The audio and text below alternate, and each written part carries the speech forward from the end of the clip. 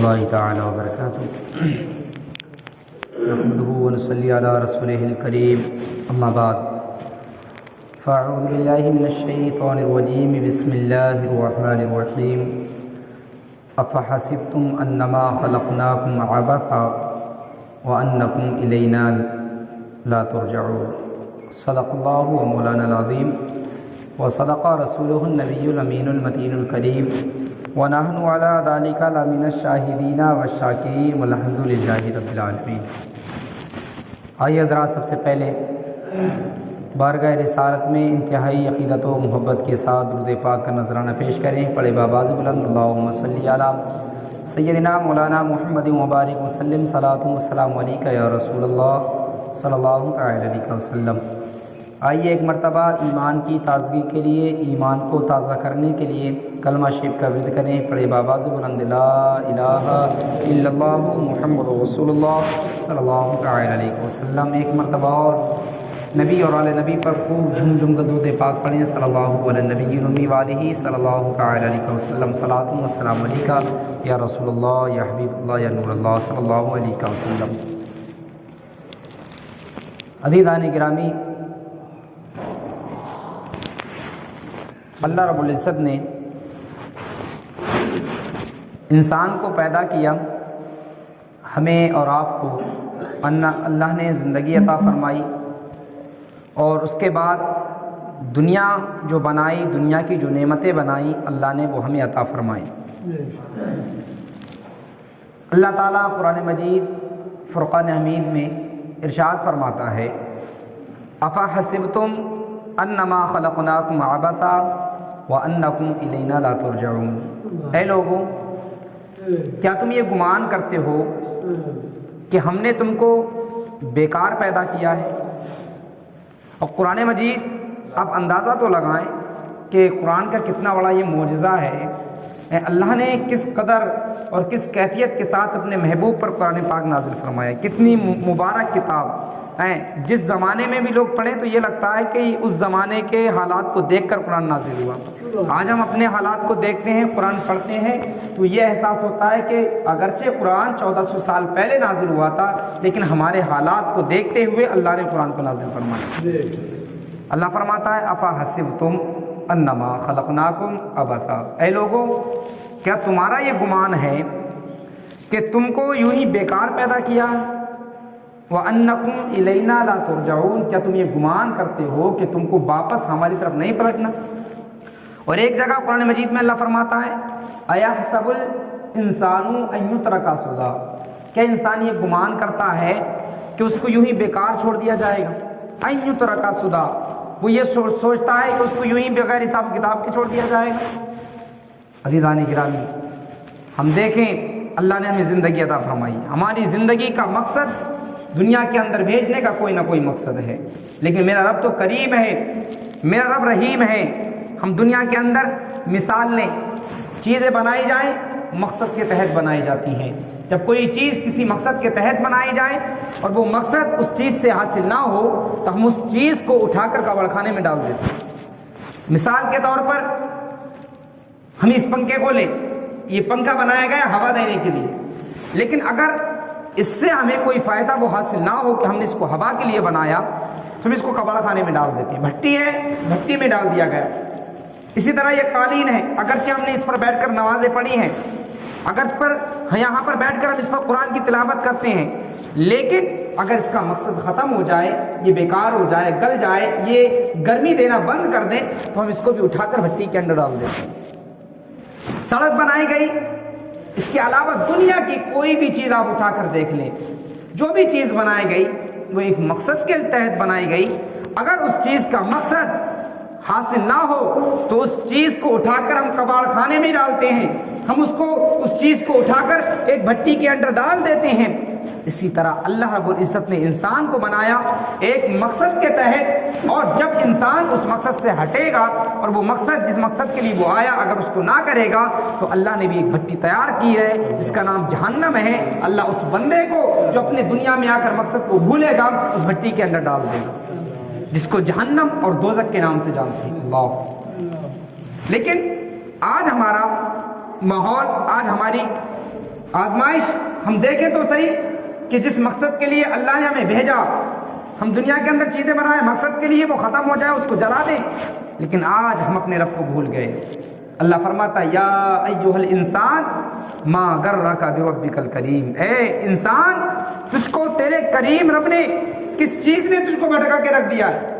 انسان غور بھی تو کرے، ہم بھول رہے ہیں کس خدا کو ہم بلا رہے ہیں، کس خدا کی ہاتھ ہم جو عبادت کو چھوڑ رہے ہیں، اندازہ بھی تو لگائیں ہم نے کس خدا کو آج بلا کے رکھ دیا۔ اللہ فرماتا یا ایھا الانسان ما غرک بربک الکریم، اے انسان تجھ کو تیرے کریم رب نے کس نے بھٹکا دیا، اور جس کی شان کیا ہے، الذی خلقک فسواک فعدلک، جس نے تجھ کو پیدا بھی کیا، تیری صورتیں تیرے اعضا کو جس طرح رکھنے کو تھا اللہ نے اس اعضا انسان کے اندر رکھے، جہاں جو چیز رکھنے کی تھی وہ وہاں چیز رکھی۔ دیکھیں اللہ نے انسان کو بھی کتنا ایک مطلب یہ کہ حسین چہرے کے ساتھ بنایا ہے، ہاتھ جہاں رکھنے کے تھے وہیں بنائے، اگر ہاتھ کو آگے سینے پہ بنا دیا جاتا تو انسان کیسا لگتا۔ ناک ہے، ناک کو سیدھے رکھا، منہ کے اوپر رکھا ہے نہیں، منہ کے نیچے، منہ کے اوپر کیا ہے ناک کو رکھا گیا، اس ناک کو اگر پیچھے کر دیا جاتا تو انسان کیسا لگتا۔ آنکھیں رکھی گئی، دونوں کو قریب کتنے سسٹم کے ساتھ بنا، کتنا خوبصورت اللہ نے انسان کو فرمایا۔ اللہ فرماتا ہے کہ الذی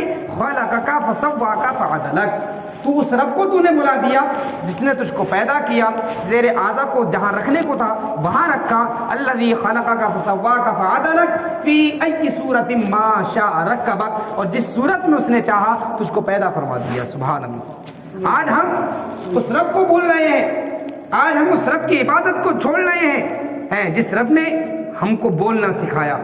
اپنی ماضی کو بھی تو دیکھیں، ہمارا جو گزرا ہوا زمانہ ہے اس کو دیکھیں، ہم تو اس قابل بھی نہیں تھے کہ ہم خود چل سکتے، ہم تو اس قابل بھی نہیں تھے، ہم سے تو چلنا بھی نہیں آتا تھا چارپائی پکڑ کر، ہم چارپائی اللہ نے ہمیں چارپائی کے ذریعے پکڑ کے ہمیں چلنا سکھایا۔ ہم 2 قدم چلتے تھے فوراً گر جاتے تھے، لیکن اللہ نے ہمیں چلنے کی طاقت عطا فرمائی۔ انسان بڑا ہوا، اس کو بولنے کی قوت عطا فرمائی، اس کو سننے کی سماعت موجود تھی، وہ سن سکتا تھا، لیکن جو سننے کے بعد جو سمجھی جاتی ہے وہ سمجھنے کی قوت اللہ نے انسان کو عطا فرمائی۔ غور بھی تو کرے کہ کس رب کو بھول رہا ہے، جس رب نے انسان کے بچپن میں جب انسان بول نہیں سکتا تھا اس کو بولنے کی قوت عطا فرمائی، چل نہیں سکتا تھا اس کو چلنے کی قوت عطا فرمائی، جس رب نے انسان کو سب کچھ دیا بچپن میں۔ اپنے زمانے کو بھی تو دیکھیں کہ ہمارا حال کیا تھا، ہم سے تو کچھ بھی نہیں ہو سکتا تھا، یہ رب کی کرم نوازی تھی کہ ہم دیکھ بھی رہے ہیں، ہم اپنے ہاتھوں سے کام بھی کرتے ہیں، اپنے پیروں سے چلتے بھی ہیں، اچھا برا عمل کرنے کے لیے جاتے بھی ہیں، لیکن یہ کس کا کرم ہے؟ یہ اللہ رب العزت کا کرم ہے۔ ماں کے دل میں محبت اللہ نے پیدا فرمائی، وہ چاہتا ہم کو پیدا نہ فرماتا تو بتائیں ہم کہاں ہوتے۔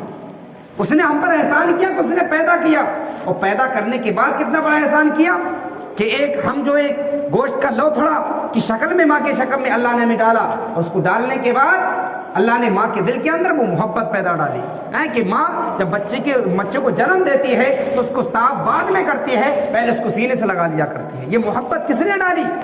یہ اللہ رب العزت نے انسان کے لیے اس کی ماں کے دل میں ڈالی ہے۔ دیکھیں، اور ماں نے بچے کو جنم دیا ہے، ماں نے بچے کو پیدا نہیں کیا، ماں نے بچے کو جنم دیا ہے۔ پیدا کرنے والے کی ذات اللہ رب العزت کی ذات ہے۔ بتائیں کہ ماں نے جس بچے کو جنم دیا ہے اس ماں کا احسان پوری زندگی انسان عمل کرتا رہے پھر بھی احسان کو نہیں چکا سکتا، اور جس رب نے پیدا کیا اس انسان کو، انسان اس کا احسان کیسے اتار سکتا ہے؟ ہم دیکھیں بھی تو صحیح، ہم نے کس رب کو بلا کے رکھ دیا ہے۔ یہ تو بچپن کا معاملہ ہے، اپنے بچپن پہ غور کریں اور اپنے فیوچر کو بھی دیکھیں، اپنے آگے آنے والے زمانے کو دیکھیں۔ ایک دور جب وہ آتا ہے کہ انسان بیمار پڑ جاتا ہے، اس کے اعضاء ڈھیلے پڑ جاتے ہیں، اب اس پہ طرح طرح کی بیماریاں مسلط ہو جاتی ہیں، اور ایک وقت وہ آتا ہے جب وہ فالج اور چارپائی کو پکڑ کر اب وہ اٹھنے کے قابل بھی نہیں ہوتا، پھر کیا اس کے گھر والے چند دن اس کی کیا ہے مطلب دیکھ بھال کرنے کے بعد اس کو بھی گھر کے باہر نکال دیتے ہیں۔ ایک زمانہ وہ ہوتا ہے جب ماں باپ کمزور ہو جائیں، جب انسان کمزور ہو جاتا ہے اس کا سگا بیٹا بھی کیا ہے اس سے دور ہونے لگتا ہے۔ آج حال انسان کا یہ ہو جاتا ہے کہ جب اس کے اعضاء بیکار ہو جائیں، کسی کام کے نہ رہیں، تو اس کا بیٹا بھی 2 منٹ کے لیے کھڑا ہو کر فوراً چلا جاتا ہے۔ انسان اس کی صورت دیکھنے کے لیے ترستا ہے، لیکن وقت وہ آتا ہے کہ اس کو پھر ایک اتنی مشکل سخت مطلب زندگی اس کی بن جاتی ہے کہ انسان پھر موت کی تمنائیں کرتا ہے، کہتا ہے اللہ مجھے موت دے دے، ڈاکٹر دوا دے تو کہتا ہے زہر کا ٹیکہ لگا تاکہ میری موت جلدی آ جائے۔ انسان کو ایک وقت وہ آتا ہے کہ اپنی زندگی بھی بری لگنے لگتی ہے، لیکن اللہ نے اس وقت بھی انسان کو موت عطا فرما کر وہ اس پر احسان کیا۔ اگر اس وقت میں بھی اللہ اس کو موت نہ دیتا تو انسان کیا کرتا؟ ثم اماتہ فاقبرہ، اگر اللہ نے انسان کو زندہ کی تھی تو یہ بھی اس بندے پر احسان کیا، اور اللہ نے موت عطا فرمائی تو یہ بھی اللہ نے ہم پر احسان کیا۔ موت دے کر بھی اللہ ہم پر احسان کر رہا ہے۔ اندازہ تو لگائیں، ان لوگوں کو دیکھیں، ہمارے معاشرے کے اندر بھی کچھ لوگ موجود ہوں گے جن کی عمریں جو اپنی زندگی سے بوجھل ہو چکے ہیں، جب ان کی اولاد ان کو اگنور کرتی ہے، جب ان کی اولاد ان کو نظر انداز کرنے لگتی ہے، تو ماں باپ جب کسی چیز کے قابل نہیں رہتے تو وہ یہ کہتے ہیں اللہ مجھ کو جلدی سے یہاں سے اٹھا لے۔ نہ جانے کتنے ایسے لوگ ہیں۔ بتائیں اگر اس وقت میں بھی اللہ انسان کو موت نہ دیتا تو وہ کیا کرتا؟ اس کے بعد مرنے کے بعد بھی اللہ نے کتنا بڑا کرم کیا، ثم اماتہ فاقبرہ، اس کو مارا پھر اس کے قبر کے اندر اللہ نے اس کو قبر بھی عطا فرمائی۔ یہ بھی انسان کے لیے ایک بہت بڑی نعمت ہے۔ مرنے والا ایک چرند بھی ہوتا ہے، کتا بھی مرتا ہے، لیکن کتا مرنے کے بعد اس کو اٹھا کر کوڑے پر ڈال دیا جاتا ہے۔ بکری بھی مرتی ہے، جانور مرتے ہیں، ان کو اٹھا کر ایک نالی میں ڈال دیا جاتا ہے، جنگلوں میں پھینک دیا جاتا ہے، لیکن اللہ نے انسان کی جب موت آتی ہے موت دے کر احسان کیا، اور موت دینے کے بعد فاقبرہ، اس کو قبر میں اتار کر بھی بندے پر احسان کیا۔ کتنا بڑا میرا رب کیا ہے اپنے بندے پر میں قریب ہے، کس قدر آپ اندازہ تو لگائیں۔ جب انسان دنیا سے چلا جاتا ہے، آج جب انسان لیٹ جاتا ہے مرنے کے بعد، زمانہ اس کو دیکھنے کے لیے آ جاتا ہے، اس کے چہرے کو دیکھتا ہے، لیکن غور بھی تو کیا کریں، ہمارے چہرے کو جب زمانہ دیکھنے آتا ہے ہمارا چہرہ دکھانے کے قابل ہے بھی یا نہیں ہے؟ ہم نے دنیا کے اندر اس رب کی اتنی نافرمانی کی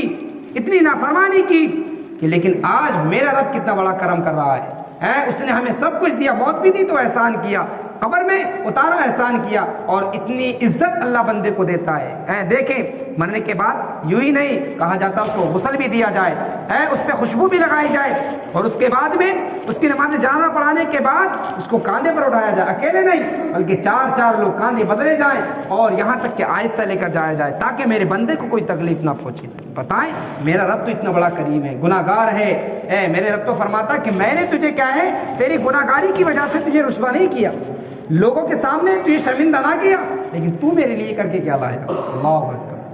انسان غور کرے تو آپ دیکھیں اللہ رب العزت نے انسان، اللہ تعالیٰ فرماتا ہے افحسبتم انما خلقناکم عبثا، اے لوگو کیا تم یہ گمان کرتے ہو کہ ہم نے تم کو بیکار پیدا کیا ہے؟ آج انسان یہی سمجھتا ہے، دنیا کے اندر آیا اور ایک جگہ اللہ فرماتا ہے یا ایھا الذین آمنوا قوا انفسکم واہلیکم نارا، اے ایمان والو اپنے آپ کو جہنم کی آگ سے بچاؤ اور اپنے گھر والوں کو جہنم کی آگ سے بچاؤ۔ انسان سوچتا ہے کیا نمازیں پڑھیں، 5 وقت کی نمازیں پڑھنا پڑیں گی، مسجد میں بار بار جانا، کیا عبادتیں کریں، جاؤ جہنم میں گر جائیں گے، جو ہوگا بعد میں دیکھا جائے گا۔ اللہ اکبر۔ اور جن لوگوں کے ذہن میں یہ چیز ہو کہ مرنے کے بعد دیکھا جائے گا، جہنم میں کیا ہوگا، گر جائیں گے، مر جائیں گے، لیکن وہاں پر موت کو بھی موت نہیں آئے گی، موت مانگیں گے موت نہیں آئے گی، اس دن موت کو بھی موت آ جائے گی۔ اس کے بعد جو جہنمی ہیں وہ جہنم میں رہیں گے، جو جنت میں ہیں وہ جنت میں رہیں گے۔ اور جس کا یہ خیال ہو، جو یہ گمان کرتا ہو کہ دنیا کے اندر جا کر کیا اللہ کی عبادت کرے بعد میں دیکھا جائے گا، ان کے لیے ایک مشورہ کہ گھر پر جانے کے بعد ایک موم بتی لیں، اور موم بتی تو دور کی بات ہے، ماچس کی تیلی لے کر اس کو جلانے کے بعد انگلی پہ رکھا کریں اور دیکھیں کیا میں اس کو برداشت کر سکتا ہوں، میں اس آگ کو برداشت کر سکتا ہوں۔ اور جب ہم اس دنیا کی آگ، ذرا سی ایک ماچس کی تیلی کی آگ کو ہم برداشت نہیں کر سکتے ہیں، تو پھر سوچیں جو دنیا کی آگ 70 رحمت کی کیا ہے پانی کی دھلی ہوئی ہے، ہم سے یہ 70 درجے کی کم آگ برداشت نہیں ہو رہی ہے، جو جہنم کی آگ 70 درجہ زیادہ جو ہے وہ گرم ہے، اس کو ہم کیسے برداشت کریں گے؟ امام غزالی فرماتے ہیں کہ اے لوگ، اے انسان، جب تجھے گناہ کی عادت بن جائے، جب تو گناہ کرنے کے لیے جائے تو اتنا خیال رکھنا کہ اتنے ہی گناہ کرنا جتنے گناہ کے عذاب کی یا سزا کی تو تکلیف اٹھا سکتا ہے، جتنی عذاب کی تو تکلیف برداشت کر سکتا ہے اسی قدر۔ اللہ اکبر۔ اندازہ تو لگائیں، ہم نے سن لیا جنت خوبصورت گھر ہے، لیکن جہنم کی حقیقت کو بھی دیکھیں میرے پیارے۔ جہنم کی کیا حقیقت ہے؟ جب جہنم میں جائے گا، جہنمی جہنم میں گرا دیا جائے گا، اس کے بعد اس کا یہ عالم ہوگا کہ جب اس کو پیاس لگے گی تو اس کے بارے میں آتا ہے اس کو سخت کھولتا ہوا پانی دیا جائے گا. اور کیسا کھولتا ہوا پانی؟ جو اس کے جسم سے پیپ نکلے گی وہ گندا پانی اس کو پینے کے لیے دیا جائے گا. یہ تجرعوا من ماء صدید، قرآن مجید کے اندر پایا کہ وہ انسان اس کو گھوٹ گھوٹ کر کے پیے گا گرم پانی میں. اور کتنا گرم پانی ہوگا اس کے بارے میں آتا ہے جب انسان کو دیا جائے گا پینے کے لیے ہونٹوں تک لے کر جائے گا کہ اس کی گرمی کی وجہ سے جو اس کے چہرے کی کھال ہوگی وہ فوراً اس پانی میں گر جائے گی. اللہ، اتنا گرم پانی انسان کو پینے کے لیے دیا جائے گا. اور اس کے بعد آتا ہے جب انسان کو بھوک لگے گی، وہ جب بھوک لگے گی تو اس کو ایک سخت کڑوا پھل کھانے کے لیے دیا جائے گا. اللہ فرماتا ہے انہا شجرۃ الزقوم، زقوم ایک درخت کا نام ہے جو کانٹے دار درخت ہوتا ہے، کانٹے دار درخت، اس پہ کانٹے دار پھل آتے ہیں. اللہ فرماتا ہے کہ ہم اس کو کانٹے دار پھل کھلائیں گے، جب انسان کھائے گا تو وہ اس کے گھاٹی میں لگ جائے گا. آج ہم بھئی ایک روٹی کھاتے ہیں، نوالا اگر لگ جائے تو حالت خراب ہو جاتی، پانی کے لیے بھاگتے ہیں. یہ تو پھر بھی اس میں کوئی کانٹا نہیں ہے، لیکن قیامت کے جہنم کے اندر جہنمیوں کو وہ کانٹے دار پھل دیا جائے گا کھانے کے لیے. کھاؤ، جب انسان کھائے گا اس کے حلق میں اٹک جائے گا، اب پانی پانی کہے گا، اب وہی کھولتا ہوا پیپ کا پانی اس کو دیا جائے گا. اور جب وہ پانی پیے گا تو اس کے اندر کی جو آتیں انسان کی ہوں گی وہ اس کی گرمی کی وجہ سے ساری کی ساری آتیں کٹ جائیں گی. اب یہ نہیں کہ انسان آگ میں جل رہا ہے سوچے گا یار چلو ایک ہی بار میں ختم ہو جائے گا معاملہ، چل جائیں گے. اللہ فرماتا ہے وَبَدَّلْنَاهُمْ جُلُودًا غَيْرَهَا لِيَذُوقُوا الْعَذَابَ. مفسرین فرماتے ہیں کہ اللہ رب العزت جہنمیوں کے جسم کی جو کھالیں ہیں جلیں گی، دوبارہ اس کو اللہ تعالیٰ کھال عطا فرمائے گا، جلیں گے پھر دوبارہ کھال عطا فرمائے گا. ایک دن میں اللہ تعالیٰ 70 مرتبہ اس کے جسم کی کھال کو بدلے گا اور وہ 70 مرتبہ کھال جلے گی. اور تاکہ یہ اللہ تعالیٰ اس لیے کرے گا لِيَذُوقُوا الْعَذَابَ، تاکہ بندہ عذاب کو چکھتا رہے. اللہ اکبر. میرے عزیزو، غور بھی تو کریں ہم کس ماحول میں اپنی زندگی کو گزار رہے ہیں. ہم نے تو زندگی کو سب کچھ سمجھ کے رکھ لیا ہے کہ زندگی ہمارے لیے سب کچھ ہے. وَمَا خَلَقْتُ الْجِنَّ وَالْإِنسَ إِلَّا لِيَعْبُدُونَ. بے شک اللہ فرماتا ہے کہ میں نے انسان اور جن کو صرف اپنی عبادت کے لیے پیدا کیا. جو اپنا اصلی مقصد ہے اس کو نہ بھولیں. ہم دنیا کے اندر آئے ہیں تو اللہ کی عبادت کے لیے آئے ہیں. بتائیں ہم سے 5 وقت کی نماز ادا نہیں ہو پاتی. حضرت آدم علیہ السلام نے اپنے بیٹے حضرت شیث علیہ السلام کو 5 نصیحتیں کی. کہا بیٹا جو عارضی دنیا ہے، جو فنا ہونے والی دنیا ہے، اس پر مطمئن نہ ہونا. میں ہمیشہ رہنے والی جنت میں رہا کرتا تھا لیکن اللہ نے میری ایک لغزش کی وجہ سے مجھے اس گھر سے نکال دیا. نمبر 1 عارضی دنیا، دنیا کی ہر چیز، اور دنیا بھی کیا فنا ہونے والی ہے، اس پر کبھی مطمئن نہ ہونا. دوسری چیز حضرت آدم نے کہا کہ بیٹا کبھی بھی عورت کی خواہشات پر عمل نہ کرنا. کیوں؟ جنت کے اندر جو میں نے شجر ممنوع جس درخت سے روکا گیا تھا، جو میں نے اس درخت کا پھل کھایا تھا وہ عورت کی خواہش کے مطابق کھایا تھا، اور اس کا بدلہ یہ ہوا کہ مجھے جہنم سے نکال دیا گیا. اور تیسری چیز حضرت آدم علیہ السلام نے کہا کہ بیٹا جب کوئی کام کرو تو اس کے انجام کے بارے میں سوچ لے، نہ کہ اس کا انجام کیا ہے. ہمیں بھی چاہیے جب کوئی کام کیا کرے، نمازیں چھوڑتے اس کا انجام دیکھا کرے. نماز چھوڑنے کا انجام کیا ہے؟ جنت ملے گی یا دوزخ ملے گی؟ آپ نے کہا کہ کام کرنے سے پہلے انجام کو سوچ لیا کرو. اگر میں نے اس شجر ممنوعہ کا پھل کھانے سے پہلے جنت میں انجام سوچا ہوتا میں ہرگز اس درخت کا کوئی پھل نہیں کھاتا. اور چوتھی چیز آپ نے بیان فرمائی بیٹا اس کام کو ہرگز مت کرنا جس کام پہ تمہارا دل مطمئن نہ ہو، کیونکہ میں نے جس وقت وہ پھل کھایا تھا جنت کے اندر میرا دل مطمئن نہیں تھا، لیکن پھر بھی میں اس سے باز نہ رہا. اور 5ویں چیز آپ نے کہا بیٹا کہ جب بھی کوئی کام کرو، اچھا کام کرو تو پھر اس میں مشورہ ضرور کیا کرو. میں جنت میں اگر فرشتوں سے مشورہ کرتا کہ میں اس کو کھاؤں یا نہ کھاؤں تو ہرگز میں کیا اس فعل سے باز رہتا، لیکن میں نے مشورہ نہ کیا اور جس کی سزا مجھے یہ ملی کہ میں جنت سے نکل کر کیا ہے دنیا کے اندر چلا گیا. اللہ اکبر. میرے عزیزوں اس پر کوشش کریں، ہم بھی غور کیا کریں. کوئی کام کرنے سے پہلے اس کے انجام کے بارے میں دیکھا کریں کہ اس کا انجام کیا ہے. تو نیت کرے کہ انشاءاللہ اللہ نے جس مقصد کے لیے ہمیں بھیجا ہے اس مقصد کو ہمیں کیا ہے دنیا کے اندر پورا کرنا ہے. انشاءاللہ آج سے ہم نمازوں کی پابندی کریں گے اور باقی جو چیزیں ہیں اللہ نے جو ہمارے اوپر لازم و واجب کی ہیں اس کو بھی پورا کرنے کی کوشش کریں. کہیں انشاءاللہ کہیں نماز پڑھنے کی کوشش کریں. نماز پڑھیں گے تو دھیرے دھیرے جو ہماری کمیاں ہیں وہ دور ہوتی جائیں گی. اور ہر انسان کی ذمہ داری ہے کہ ہر گھر کا ایک فرد اپنی یہ ذمہ داری لے کہ مجھے اپنے گھر کی اصلاح کرنا ہے. یا ایھا الذین آمنوا قوا انفسکم، اللہ نے یہ نہیں کہا کہ امام تمہارے گھر کی اصلاح کرے گا.